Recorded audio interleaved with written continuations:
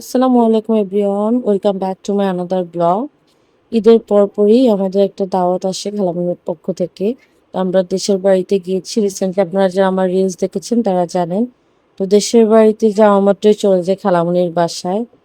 খালামণি ওয়েট করছিল আমাদের জন্য। আম্মু অসুস্থ, প্লাস নাইটের ছুটি কম থাকে, আম্মুকে আমরা সাথে করে নিয়েছে গ্রামের বাড়িটা ঘুরিয়ে নিয়ে আসার জন্য। খালামণি আর আমার পক্ষী আমার জন্য ওয়েট করছে।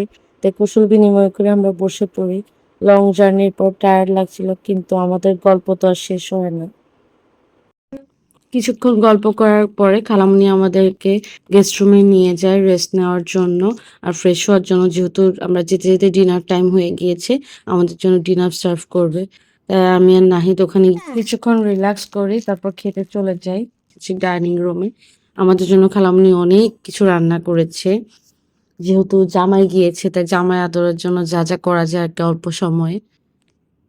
খাবারগুলো দেখতে যতটা সুন্দর লাগছে, খেতে তার চেয়েও বেশি মজা ছিল। যেহেতু আমাদের সময় কম ছিল, নাহিদের ছুটি কম ছিল, আর আম্মু অসুস্থ থাকায় আম্মুকে নিয়ে আমরা খুব তাড়াতাড়ি ঢাকায় ব্যাক করি। তো এই ছিল আমাদের আজকের ব্লগ। সবাই ভালো থাকবেন, আমাদের জন্য দোয়া করবেন, আমার আম্মুর জন্য বেশি বেশি দোয়া করবেন। আল্লাহ হাফেজ, আসসালামু আলাইকুম, থ্যাংক ইউ ফর ওয়াচিং।